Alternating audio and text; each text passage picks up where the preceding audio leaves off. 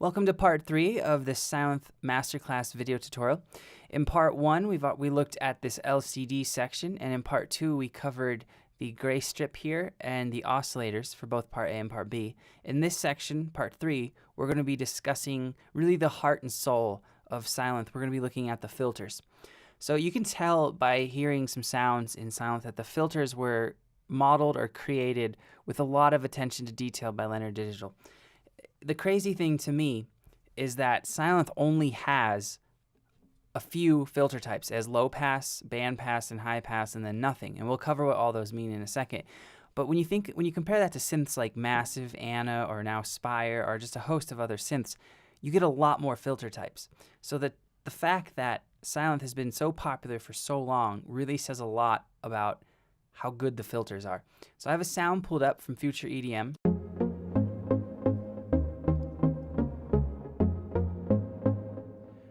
So right now it's kind of like a pluck sound. And I have, for oscillator A1 and A2, just two saw waves loaded up. And then in part B, I have a little bit of noise going on.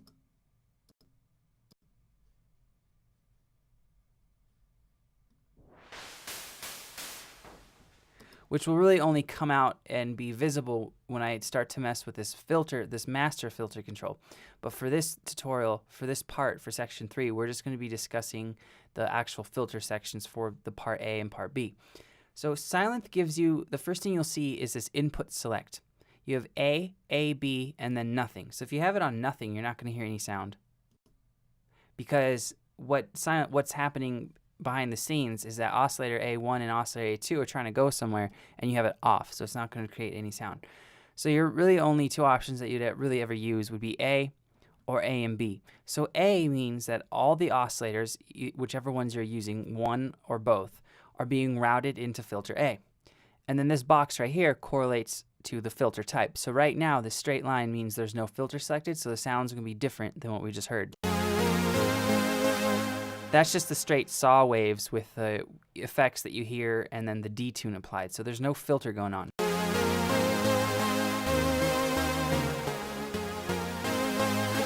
So that's what's going on there. And then if you select A and B, now oscillator A and B are both running in, and it visually shows you with that little line that appears. Oscillators both A1, A2, and potentially B1 and B2 are now running into filter A. And that's really cool for sounds that are just, you're trying to stack. Like if I were just stacking a bunch of saw waves to get a huge super saw sound, I could see myself running everything into one filter. But you have control, complete independent control over filter B for part B. So it almost makes more sense to run it into, just have your oscillators for B1 and B2 run into filter B, because then you can apply a different amount of cutoff, potentially add a resonance that's different. You can do different drives amount, and you can have one oscillator's filter at 12 dB and one at 24 dB. And I'll touch on what that means in a second. So let's just go back to having this on A for now.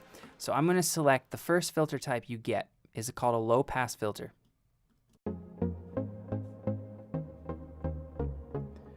So generally, the gist of a low-pass filter is that it attenuates or boosts all the frequencies above your cutoff point.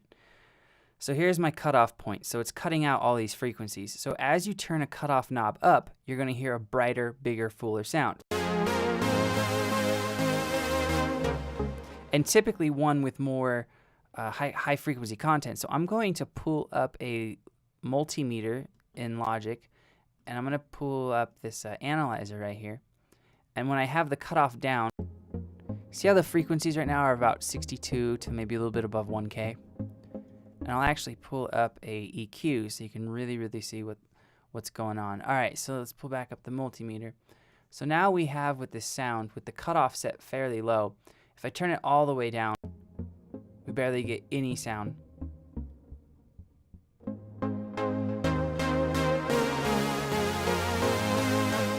So basically, depending on the pitch and the range of your oscillator waveforms, they're always going to be low. It's not like this is going to sweep out everything on the low end. It's just going to add and attenuate a bunch of the high frequencies as you turn it up. And you can see that here. And I'll show you on my EQ plugin as well. So see how there's very, very little content going on, just from 50 to maybe 500. Then as you boost it, you're basically getting from 50 to 10K, which is awesome for a low-pass filter. It's very high quality. So let's talk about this drive and this 12 in dB before we touch on the resonance knob.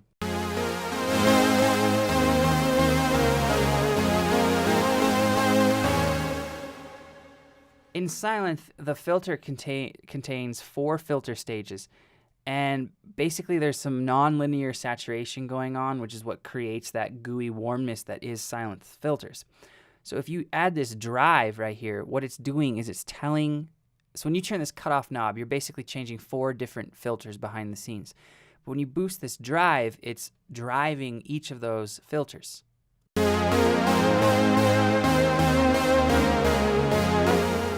And you can see visually what it's doing to the sound.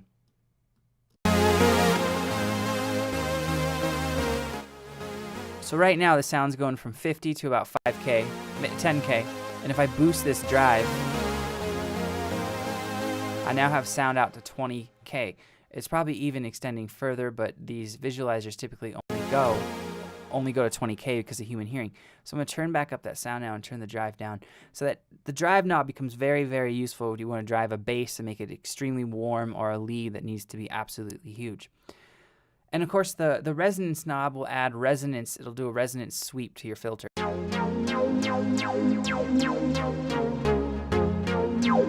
So you can see that it's kind of it's attenuating 200 to 5K, which is what's giving it more of that tonal quality. That's true for any resonance and any synth, so there's nothing really special going on there. It's more of just a standard thing that's in most cutoff filters, and filter types for most synths. So let's go on to the next filter type that we have in Sylenth. It is this bandpass. Now a bandpass attenuates frequencies above and below the cutoff frequency, and they basically just let a little bit, so a small band of frequencies pass unchanged. And that's kind of this middle section that you see here. So let's play it. So there it is with the cutoff all the way down. So with the cutoff all the way up, you really don't have any sound. Once you kind of pass halfway or so, it just kind of kills the sound.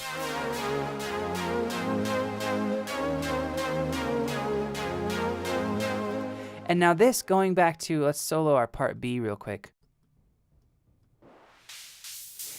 The bandpass filter, just as a little tip and trick, is a great filter type for your noise. It kind of makes a bright white noise. I wouldn't consider it white noise because it's a little bit brighter. But you can always use that to kind of control your noise types because you don't get a lot of options in Sylenth. All right, and finally you get a high-pass filter, which is the exact inverse of a low-pass filter.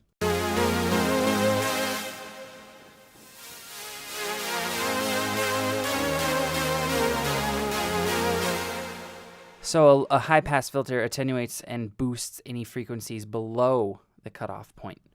So there is a crash course in not only Sylenth filters, but it's the filter types and kind of what they do. Now let's discuss what this knob, right, this little switch 12 dB and 12 and 24 dB does. So what that's going to do, it's basically telling Sylenth the amount of attenuation or boost that to the filter panel. So this can be switched to 12 dB per octave or 24 dB. So let's go back to our low pass.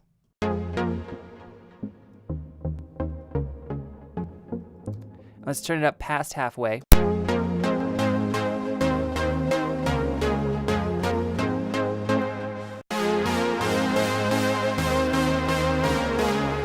So there's obviously going to be more of a noticeable effect at the 24 dB than 12 dB. There's going to be more control over the actual filter. So 12 dB lets more of the content through the filter.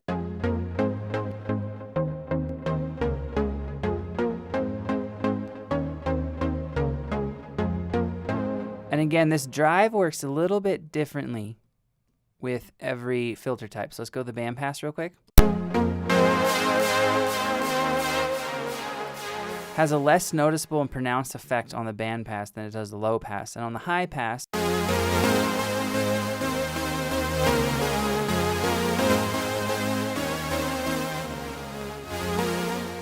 it's doing something, but it's more of a presence and a perception than something you can really audibly hear. So that basically covers the filter section for the part A and B. Now let's head down to this filter control here, which works independently from your filter A and your filter B. All right, so this filter control here is going to control, it controls both filters potentially from part A and part B, depending on what you have set up. So for this sound, because I have this one oscillator from B1 active with the noise, it's going to control both. So let's play this sound.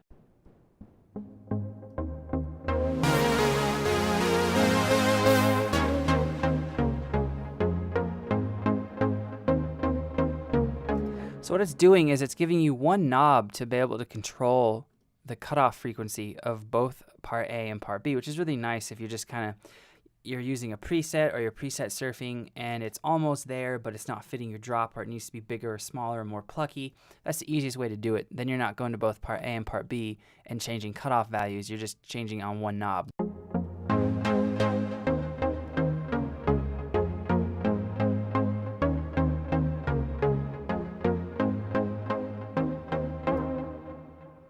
And the resonance knob is going to do the exact same thing. It's basically a global resonance knob for both filters A and B.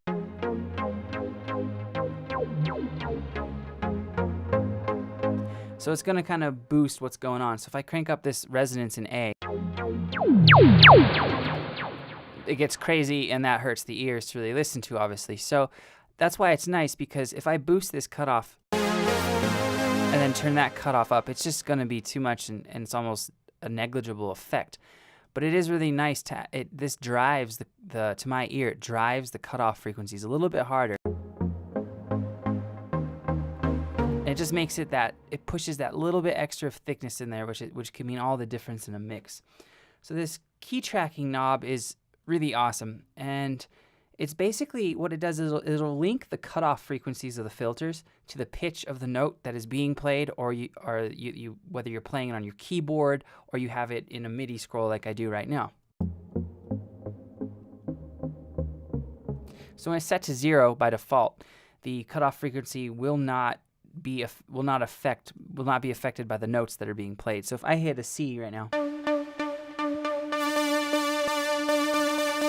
and I turn that key track all the way to 10, the bright harmonics that you're hearing are actually playing a C note. That's why it's so useful, because when you get a huge unison stacked saw, super saw type sound, it's almost like tuning your sub bass or your kick. And if you guys don't know about that, if you're absolute beginners, in almost any genre of music like EDM and hip hop, you're going to want to tune your low frequency content. Well, this allows you to tune your high frequency content as well as your low frequency if you're using bass patches. But for leads, it's especially awesome, because then your cutoff frequencies, because basically what it's doing, you can see visually, it's adding a lot of harmonics. It's these overtones that's making a sound bigger and brighter and fuller. But you can actually have those in tune, which is just absolutely awesome.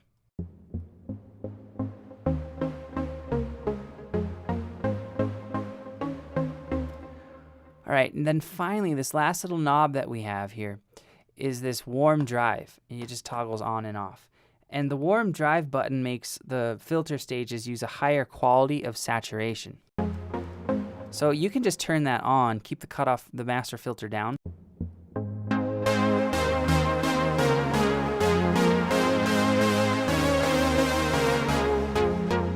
And then just boost it up a little bit, and you'll start to notice that it becomes cleaner and clearer and a little bit thicker.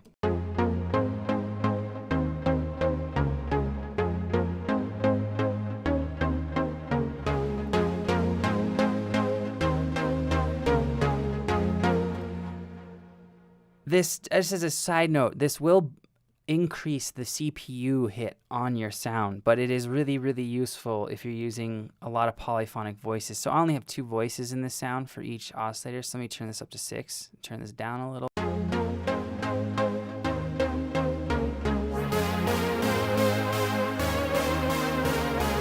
It just becomes like buttery smooth. It's kind of Sylenth's voodoo magic. Like I said at the beginning of this part 3 of this video tutorial, the filters are the heart and soul of Sylenth. I think they are why it has been such a popular synth for so long. So that basically concludes everything, all the knobs, all the buttons, all the sliders in the filter section for both part A and part B. Now in part 4 of this masterclass on Sylenth, we're going to move down to the modulation envelopes. And that's going to be probably a 2-part video because there is a lot of options to cover, and we're going to run through each and every one of them. So thanks for watching. I'll see you there.